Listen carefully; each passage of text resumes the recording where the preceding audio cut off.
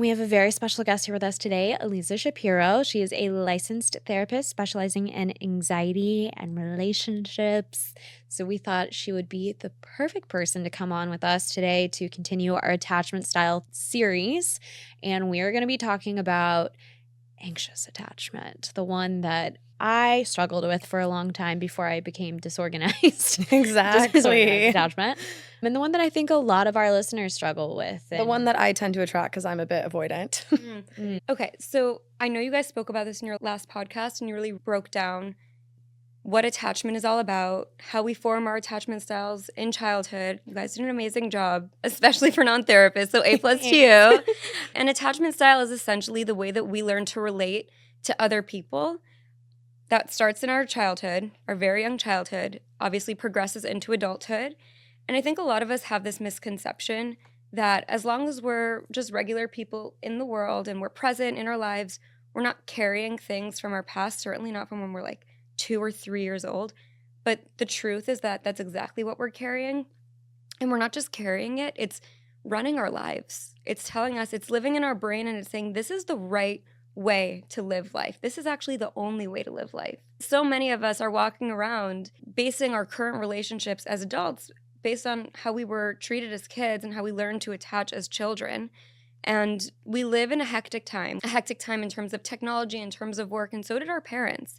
Maybe less with the technology, but certainly with hustle culture and like really just trying to make it and trying to succeed and dealing with their own stuff. And a lot of our parents did their best, but weren't always there for us in the ways that we needed, and may have been a little bit absent, and may have been a little bit here and then not here, right? Or present, but like their mind was occupied on their own relationship struggles or their own struggles with just being in the world or even with their own parents, etc., right? So they had all this going on in their head while they're trying to raise us. They're doing their best, but we need more.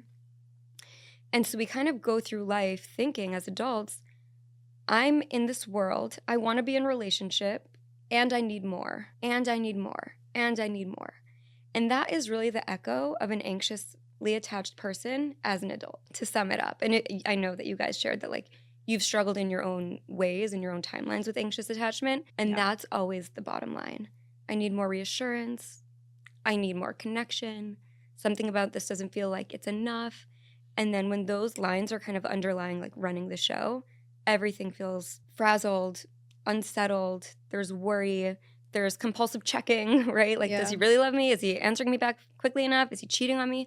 All these things kind of exist in our heads when we have anxious attachment as adults. And that's really because that's what we experienced when we were younger in a different form. Yeah. Wow. Okay, sorry. We started on a high note. I love it. It's so common, though. I know I'm disorganized because I also get avoidant, but I struggle with all of those things, all of those anxious things. Like, I need constant affirmation that, like, he still likes me, he still wants to be there. I would like more quality time. I need to be told without me asking that, you know, he loves me and he thinks I'm beautiful. It's annoying. I'm like, oh my God, I'm so annoying. But it's what I need. And do you think that comes from a parent who's inconsistent? Is a parent who's absent? Like, what in our early childhoods are we usually seeing that causes this sort of need? The tricky part with this is that it could be both of those, and it could be a third one. It could be that our parents were anxious too. And if we were looking at an anxious parent, we end up mirroring those same traits as well. Like, if you had a super, like, hectic mom, like, everything was always a big deal. Everything was always, like, had to be perfect or on time, or we were late, or everything was always, like, intense. As you grow up, you either have, like, the reaction to it, like the opposite reaction. You're like, everything needs to be chill 100% of the time. Or you end up, like, echoing that same feeling. Kids with anxious parents, kids with distant parents, and kids with inconsistent parents all can end up having anxious attachment, which I know is, like, everyone such a hopeful thing to say, but yeah. And it's also, it's not just that. Like, your parents are not going to be perfect. No parents are going to be perfect. But it's also about if they're showing up for you in the right ways at the right times, you know, and that's hard, but it's also not so hard. So it's not that everybody's doomed to have anxious attachment when they grow up. It's really about having parents that can kind of tune into what their kids need and give them that, even if it's not 100% of the time, which clearly no parent can do. So the other thing about attachment styles, especially anxious attachment, is that often their driving force is to be in an intimate relationship. That's their like number one goal. And at the same time, there's such a fear of abandonment. Yeah. So there are two really strong feelings existing at the same time, which are really hard to tolerate together. I want so badly to be loved by you, and I want so badly for you not abandon me. That hurts my soul. Because was I actually anxious? And I don't know. Wow. I think personally, my attachment style evolves over time. And like, depending on how I'm being treated in the relationship, what I'm tolerating, how old I am, what else is going on around me, how well I'm doing with my family and my friends. I've been secure briefly. I've been avoidant. I've been anxious. And now I'm just like this big mix, whatever. But maybe you were anxious before, but you're not now. That might be true. That very well might be true. Because it sounds like what I dealt with when I was in my early 20s. Yeah. I was just constantly. But I realized it's because as a child, I don't think I got a lot of validation that I was good. I think I spent my whole childhood wanting to be like doing the most just to hope that one of my parents would notice it. Wow. I would work so hard and be so perfect. I remember at one point looking at myself in the mirror and I was like, if I could just be perfect, maybe they would care. And I'm like so proud of myself for not carrying that with me anymore. Like I now really kind of see the beauty in imperfection. But yeah, it was just something that was huge for me. And I think so much of my anxiety rooted in not being able to be perfect. Wow. Thinking like if I made one misstep, it was going to be the end of everything. It was going to be the end of survival. I, was not going to be taken care of. I wasn't going to be recognized. Maybe a lot of people can relate to that. I think so. And thank you for being so vulnerable and sharing that here. Thanks. And that really is like one of the 3 roots of anxiety is imperfection, facing uncertainty, and not having control. Ooh, tic-tac-toe. Yeah. 3 in a row for this girl. The trifecta for you. So if you boil down anxiety, you'll usually get to 3 roots. And the first is fear of imperfection. So is that even if you're anxious about like a haircut? You're worried that you're not actually anxious about cutting your hair. You're just worried that people aren't going to see you as beautiful or they're not going to see you as acceptable. Or you're worried that you don't have control. Okay. You don't know how this person's going to cut your hair. Mm-hmm. And you don't know how it's going to turn out. You don't know how the end of the story is going to be. You don't know if you're going to like it. You don't know if you're going to be able to tolerate that feeling of looking in the mirror. Fear of uncertainty. I don't know how my story is going to end. And it's really hard. Uncertainty. It's the worst. Hate that shit. It's like literally the Terrifying. worst. Yeah, it's terrifying. Especially I think in like 20s and 30s, it's like there's so much life ahead of you. There's so much about your story that you want written and just like set in stone so you can keep going and move on. And when you don't have that, that's really, really terrifying, like existentially too. And then the third is not having control. That's my one that really kills me. Lack of control is something that's so hard for me. They all go hand in hand really well together. They're the 3 best friends. They're the 3 best. 3 amigos. Yeah, the 3 amigos. Do you find that people who have anxious attachment styles tend to be people pleasers? Very often, yes. But I would say the one place it shows up the most is in the relationship, because the motivation of somebody who's anxiously attached is to keep the relationship alive. So they'll do anything to please their partner if they think it's going to keep their partner around for longer. Now, obviously what we know is that if you bend over backwards for everything and you have no boundaries, your partner loses respect, thinks that they could do whatever they want and won't end up committing to you or whatever it is that you want. But when we're on the other side, when we're the anxiously attached ones, we'll do anything in our power to like keep them in our back pocket. And that very often looks like people pleasing, for sure. Or just lack of boundaries, yeah. And lack of boundaries. Which is a huge thing. Yeah. What do you think about the anxious and the avoidant dynamic, how they consistently attract each other? And the yin and the yang. The anxious and the avoidant love each other. It's interesting because the avoidant will love the anxiously attached person because they're filling in all the blanks. They're doing the work of the relationship. They're the one keeping it alive. They're the one calling and texting and making plans and making sure that relationship kind of like moves along. And the anxious person is so addicted to an avoidant because almost like a drug, if you have that withdrawal and then you have a hit, like my partner withdrew from me. I texted him 3 times and finally he answered me. That hit of like, phew, he's still in my life is so powerful. Mm-hmm. It's actually more powerful than just a regular, hey, what's up? Hey, I'm good. How are you? That doesn't feel as thrilling. So the anxious person actually loves an avoidant in a very unconscious way because it actually fulfills this thrill and this like addictive feeling. Dopamine hit. I tried so hard to get him to text me back and he finally did, and that felt amazing. And now I'm going to keep going because I need more of it. Wait, sorry. Alexa, we need to talk about what's happening for you. We'll probably have to book a session. This is it, babe. This is it. I am very comfortable at this point getting therapized on the show. There you It's fine. It's like live therapy every time we record with a therapist. That's so funny. I love it. I love it too. So what I'm going to say is going to sound simple, but it's actually really not. One is attachment and one is love. My God. Yeah, which I've done an episode on this before in my Yeah. previous podcast, and it was very enlightening. Yeah. Because they're not the same thing. No, They're not very different. They're not they're so different. They're so How different. can you tell the difference between both of them? So they're tricky, and you have to be really brutally honest with yourself. One is rooted in your own values. We could talk about what relationship values are and what that means. And one is rooted in fear, some sort of fear. Yeah. By the way, avoidants also are fearful. Their fear is just paired with, I'm going to run away. Mm-hmm. The anxiously attached person has fear and they run towards. The avoidantly attached person has fear and they run away. They're afraid of vulnerability. They're afraid of intimacy. They're also afraid of being abandoned, like showing their true self, and then their partner being like, I'm out of here. That feels like a crisis. They're also afraid of losing their independence. Avoidantly attached people. Tick, tick, tick. Yeah, okay. Like that's their biggest crisis. Is Yeah. this fear that this relationship will swallow me whole and I'll no longer be me. So there's a lot of fear in both of them. So if it's love, it's typically rooted in, this is what I care about in a relationship. This is what I value in a relationship. This is what I want. I care about love, gentleness, shared goals. We have similar ways that we see our futures. I feel comfortable and confident giving to you. I feel comfortable and confident receiving from you, which is sometimes harder, and all of those things are in the category of love. This is hard, but hard in a good way. An attachment is typically, I'm afraid to lose you.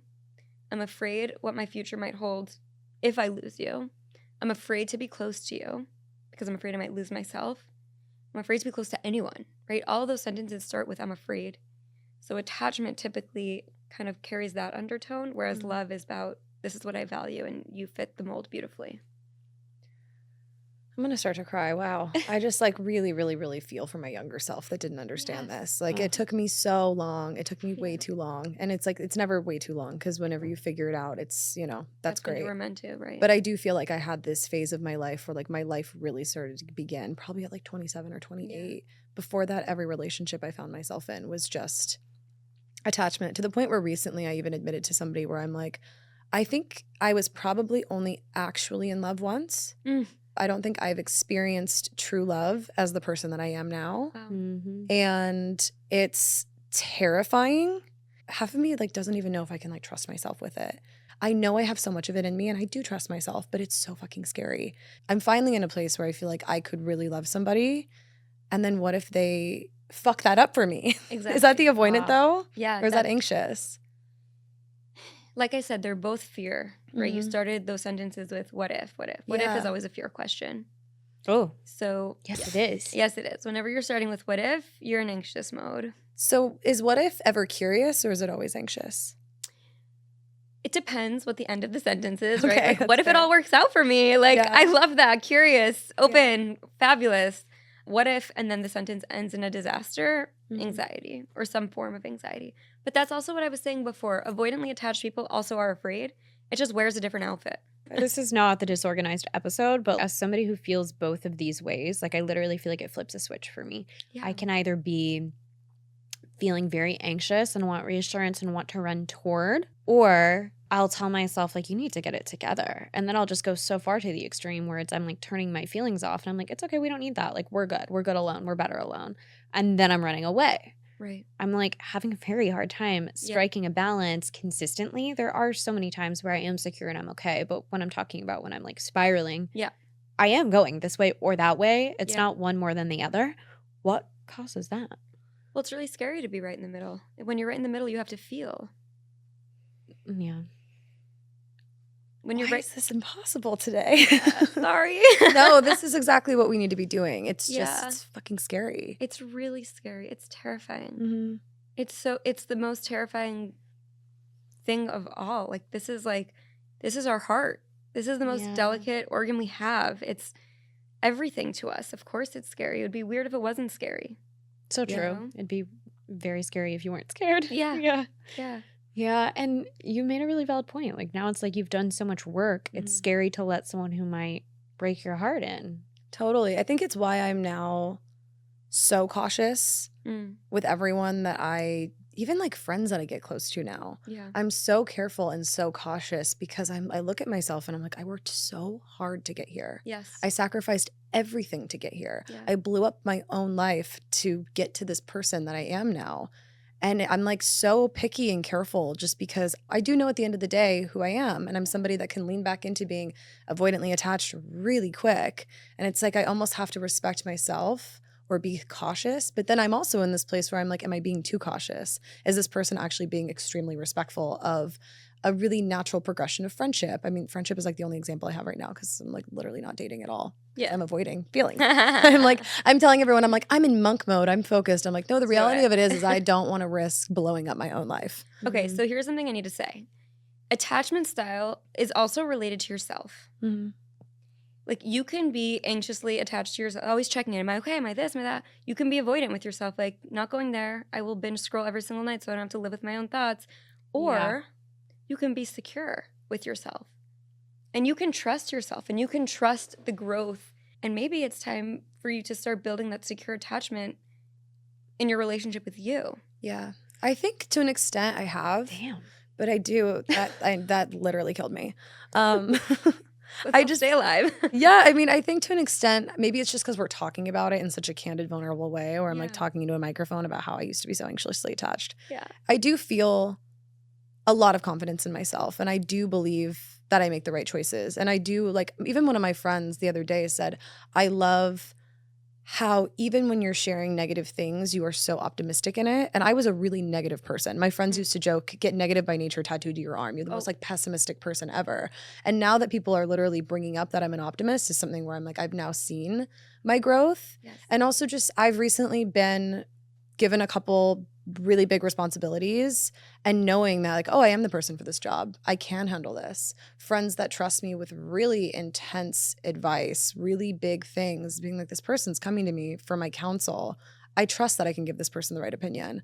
And even just like I've moved a ton and like trusting that I will land on my feet when things are hard. But then there's moments like this where I'm like, wait, there are moments where I'm like scared shitless. Yeah. And I go back to the person that I feel like I've really evolved from with therapy and everything. It's like you still kind of revert back to this like little girl inside of you.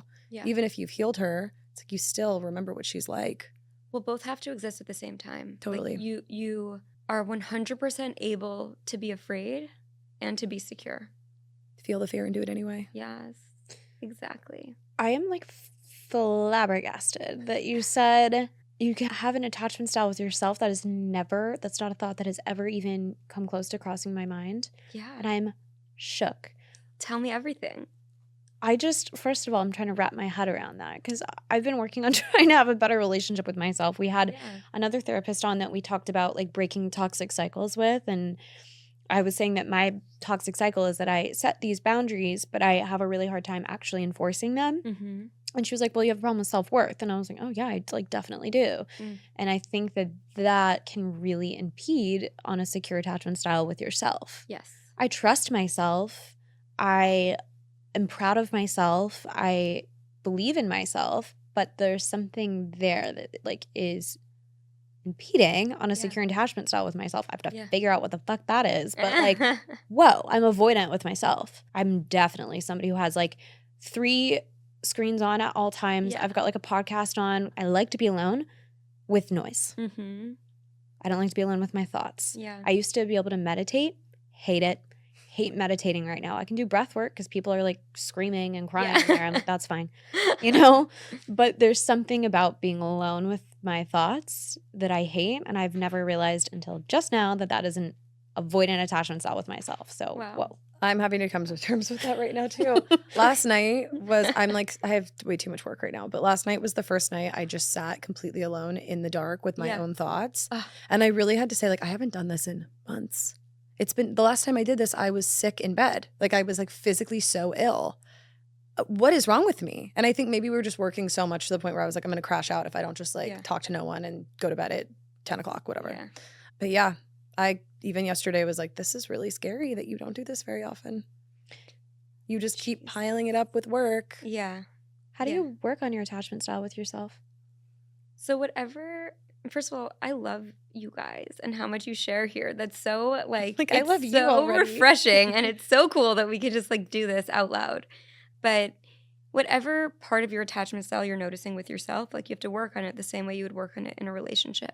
And by the way, that other thing that you were saying before, not keeping your boundaries, the same way an anxiously attached person like responds really well to like the breadcrumbs from somebody else, you're responding to breadcrumbs too. Mm-hmm. Not upholding boundaries is like somebody gives you a breadcrumb and you're like, oh yeah, sure, I'm gonna go, that's what I'm gonna go do. Versus saying like, no, it's not enough for me. I've been Hansel and Gretel, like eating up the breadcrumbs, winding up in a cage, being cooked for dinner. And I'm like, how'd I get here? My whole life. So bad. Damn, I really did think I got better, and I realize it's going to be a lifelong process, isn't it? Every relationship is. That's not a crisis. Yeah. That's just growth. Like, that's perfectionism right here, being like, I thought I already healed. Right. Uncertainty and control, all like a little like, cocktail of that. But it's always a work in progress. And I think that once we hit this, we get over this wall of we're no longer engaging in like those like really maladaptive behaviors and we're like ready to grow, then it's like, okay, this is just part of the journey. This is part of the growth. It's not a crisis if I'm not there yet. I'm just here, and this is the spot where I'm growing. Mm-hmm. But if you can't be alone in your own head, go be alone in your own head and sit with it, even if it's for 1 minute at a time, and then be proud of yourself. It's harder than it seems. Like I was working so hard on this last year. I went on a women's only retreat by myself in Bali. Oh, amazing. For like a week or two. And I did not realize how much I was relying on work to distract me from what's going on in my head until I had to put it away because I was like, I'm paying for this. I got to lock in. Yeah. And it was so challenging. Journaling really helped. I don't do that consistently, and I should. I know it's something you do morning consistently. Pages every morning. Yeah. Pages, nice. But sitting in your own thoughts when there's a lot of thoughts to process is scary. It sounds scary. I went on a solo Japan trip because I knew that I had to just be somewhere where no one was speaking the language. I knew nothing. I needed to be like, go to another planet essentially. Yeah. And I remember coming home and telling my boyfriend at the time, I was like, that was the most cathartic thing I've ever experienced. Just because I was walking around temples with no plan. Nobody speaks the language. Like people speak English, but like not really. Yeah. It's like just trying to figure out where I'm going to eat and being alone and no one being able to talk to me. So I just had to journal all day and absorb things. And it was weird. It was weird and it was important. And I had no one guiding me, and I need to do that more often. How did you feel when you got home? I cried for days because I think it was the first time in my life I really grieved for myself. I really felt for myself. I looked around. I was so vulnerable to everything, and I would see these families on beautiful trips. They're like, can you take our photo? And I was like, oh my God, that still hurts. Yeah. Or the fact that I realized like my boyfriend at the time like wasn't really checking in that much and wasn't asking me about my trip and all the things I was saying. I was like, that still hurts. And that's something I also am tolerating in my life. And just other things where I was like upset about, like I remember at one point someone didn't let me into something because of whatever. And I was like, oh, there's a wound there. Yes. It was like 2 weeks of having to just come to terms with a lot of stuff. So I think that what you're saying is that it's really weird and uncomfortable when you're in it, but afterwards it feels amazing. And like, that's what you have to keep in mind. It's going to be really weird and uncomfortable when you do it. Afterwards, it's going to feel amazing. So you guys want to hear something insane? I think it's insane. I think most people think it's insane. I don't talk about it a lot.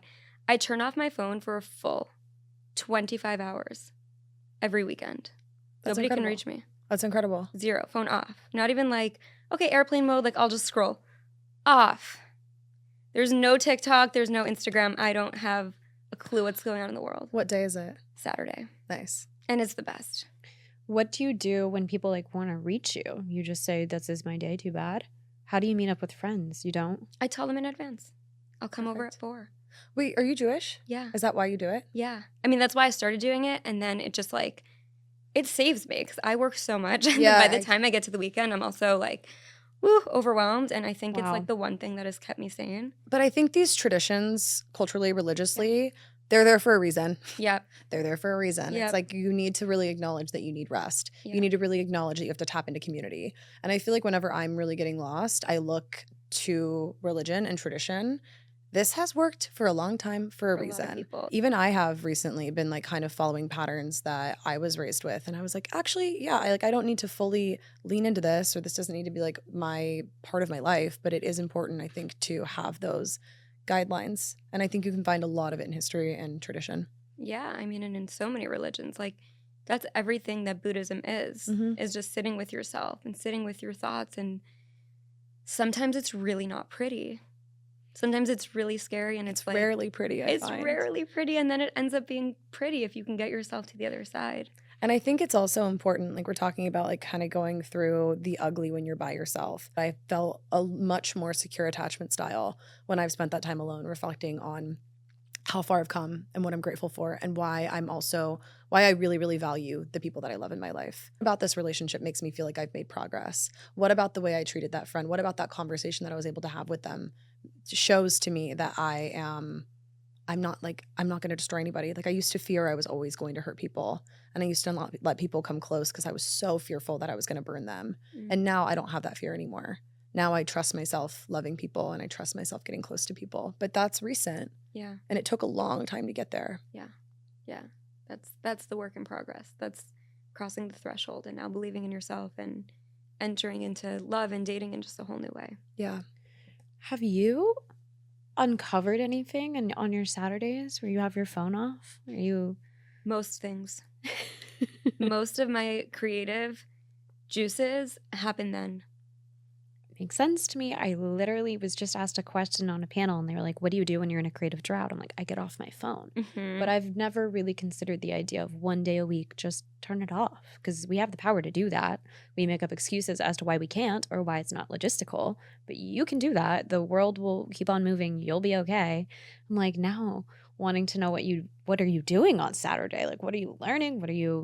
I do a lot of reading. I spend time with my family, my close friends. They all come over. We do dinners or we do lunches.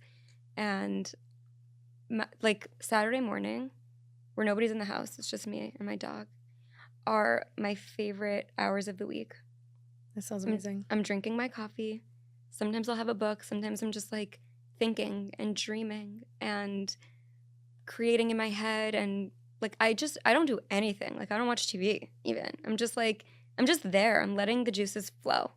The only sound you're hearing is just you're putting your coffee cup down and your dog's feet walking around. Yeah. Those mornings. Yeah, exactly. There is no like real formula, and it also doesn't have to be for a full day. It could be for 3 hours. And yeah, it's really scary because you're like, well, what if there's an emergency? What if my friends are blah, blah, blah? Like obviously if there's an emergency, I keep my phone on. If something is, happening. Most of the time it's 100% fine. And it's just like a beautiful way for me to connect to myself. And that is part of creating secure attachment with yourself. Yeah, you have to disconnect to connect. Yes. Sometimes. Absolutely. Love that. I'm inspired. I want to start turning my phone off for like 6 hours on Sunday. Yeah. Just try it. Yeah, I will. See how it feels. If it feels good, do it again. For sure. But I also think this conversation about building secure attachment with yourself is a good pivot to also talking about attracting secure partners. Oh, yeah. How do you do that? Yeah. I'd love to hear. How do you do that, please? The golden question. So what I always tell people is that it's not your fault for attracting an insecure partner, but it is your responsibility if you choose to keep them. So we don't know who we're going to attract. We maybe can sense somebody's attachment style off the bat, but sometimes we can't. Sometimes they show up differently in the beginning of dating. But the second they show us what they're capable of or what they're not capable of, and we keep them in our lives, we're making an active choice versus saying, I really want to be with a secure person. A, because I want to be with a secure person, and B, to help me heal my own attachment style. And those are real active choices we can make. And that's like one of the best ways of healing your own attachment style. Like if you find a secure partner to just like do this scary thing called love with. Like, if you're going to stick around with somebody who's avoidant or anxious or disorganized, be prepared to show up and try to help them through that while you're helping yourself through whatever it is that you've got going on. I had someone once, I can't remember who it was, I feel like this was recent, say that she was cheated on a handful of times and that her boyfriend now like needs to understand that, and that her needs are going to be very different than someone who has never experienced infidelity, and that she's going to need consistent reassurance and to know about where he is and what he's doing. And if that's something he doesn't want, no problem. But if you are going to stick around, you have to be prepared to start to adapt to what I need until I feel secure. Did you guys watch Selena and Benny's interview with Jay Shetty? Oh my gosh, it's so beautiful. He's really, really, really emotionally intelligent in that way. And she must have shared what she needs, right? And he's like texting her before dinner, just got to dinner, left dinner, coming home. Like, it's okay to have those needs. And I think, by the way, like, we have to talk about the number one thing that I think women struggle with is that they don't think it's okay to have needs. Mm-hmm. And then they end up suppressing them, and then they end up all coming out in the worst ways. Yeah. 100%. If I don't think it's okay for me to tell my partner, I have a need that you text me when you get here, or you text me when you get to this bachelor, weekend that you're at right now, which my husband's at right now. So Okay. it's like hilarious. And like, you're not telling me like where you are, checking in at least twice a day. Like that's just going to bring me to my worst. Yeah. And it's such a little thing. It's not, you're not like, most of the time these big asks are not a big thing. Exactly. But these little tiny asks make you feel so much more reassured. They make your day so much better. Yeah. Like if you don't have them fulfilled, your day is ruined. Right. So why would you not give that to your partner? Exactly. Your partner. It's Exactly. like crazy. And a secure person or somebody who's working towards secure attachment will look at that and be like, got you. Mm-hmm. No problem. Mm-hmm. And then you're not sitting there suppressing every little thing, and then out it explodes and it looks like you have all these problems when you don't. You just have really unmet needs, like a lot of them. Right. If your partner thinks it's a headache to text you and be like, hey, I'm heading to dinner, I'm not going to be available for a few hours, but I'll text you when I'm out, then that's not the partner that you want. It's definitely not the partner that you need, but it shouldn't even be someone that you want to be with at that point. Just a recipe for disaster, which I've signed up for a handful of times. I think most of us have. Yeah. A lot of the times when it all comes out and it appears, as an intense reaction, or women are deemed crazy or she's needy. Yeah. It's like, okay, or you don't understand her attachment style, don't care to, or don't want to do anything to help her work through it. And I think it really does need to be normalized, because I feel like anxiously attached people are viewed, it's like the worst attachment style. God, they need so much. When really it's not. It's not a big need. It's not a big ask. It's small little changes in your day to day, or at least that's how I feel. If you think it's a big deal, then right, fair. That's what you think. But and it's where you are on the spectrum, and it's how deeply you're working on your own self. Going back to the conversation about uncertainty and control, anxiously attached people really need to be working on themselves, like hard, because your partner, even if they're the most incredible partner in the world, they're not going to be able to fill every single need. And when those blank spots come up again, it's, do I have the capacity to regulate? Do I have the capacity to have a secure attachment with myself to kind of fill in the blanks right now?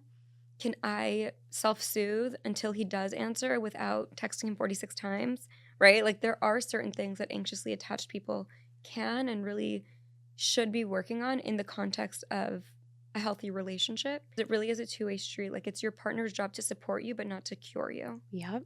Can we talk about protest behavior? Yes. This was something I used to do for sure. Okay, so an example of protest behavior that I used to engage in was, let's say I was like 21 and had a boyfriend and he didn't text me back for like 8 hours. Mm-hmm. I would then wait 10 hours Yeah. to text him back. What are other forms of protest behavior that maybe someone who's listening could be like, oh shit, I do that, and start to work on? Like threatening to break up. That's a big one. Oh, I used to do that all the time. Yeah, that's a big protest behavior. Really any form of, like you said, like they did this to me, I'm going to do it back longer. Retaliation. Or bigger, exactly. Retaliation in any form. And it's funny, like if we talk about what we started with, that think about like a 3-year-old. If their sibling pinches them, what do they do back? You're going to pinch them back. Scream. You're going to smack them back. You're going to be like, yeah, I'm going to one-up you. Watch out, I'm going to sock you in the face, right? So like it's that 3-year-old that's kind of still living in you. That's like, you hurt me, I'm going to hurt you harder. And it's not actually about hurting them harder. And this is also something really important. It's about desperately wanting them to understand how they made you feel. Ooh. And that's why we do it. Well, that was a mic drop. Yeah, literally. It just Yeah. went boom. Yeah. That's so true. If you think about any time you've tried to retaliate or engaged in protest behavior, it's because you're saying, I want you to hurt like I hurt. Yeah. Yeah. And I want you to understand my hurt, and I want you to, A, never do it again, but B, like, hold me Yeah. and take care of me and help me with this feeling because it's too big for me to handle on my own. Damn. Well, I'm gonna need maybe like a bubble bath and some boba after my meditation. That sounds great. I'm going to need to book a session with you. Yeah, seriously. Oh my God. This was incredible. I'm so grateful you were here. This is so important to hear. And I thought I'd been through a lot of therapy, and those were new concepts. I'm so grateful for this. I am so happy that we are able to just speak with such heart. And like you said, I think so many people are going through it, but it's so hard to put words to this experience. And when we finally do, we feel less crazy and we feel a whole lot more hopeful. And to me, if one person in your audience could take that away, that's everything. Well, if it's me. It's you? Okay, It's done. me. Done. Everything. Mission accomplished. And thank you guys for having me. This was Of course. Thank this you was meaningful so and very fun. much. Where can everybody find you? On Instagram, I'm at Therapist in NYC. My website is www.therapyinthecity.org. Exciting news. We just opened our practice in LA today. Oh my God. Congratulations. Congratulations. Crazy. Thank you. Most of our offices are in New York and Florida, but we just started our LA branch today. So yeah, I'm very happy for anybody to reach out. I'd love to hear from you guys. Signing up. I I'm love like, that. Signing you guys up. See you soon. I will be in your office. This was I can't wait. so incredibly helpful. And also, I think the series, like the goal is to help people identify what they may be dealing with to better themselves so that we can all hopefully show up in a secure way. And then the dating pool is better. It needs to be The dating improved. pool improving is starting with me, and I will admit it, and I'm here for it. Amazing.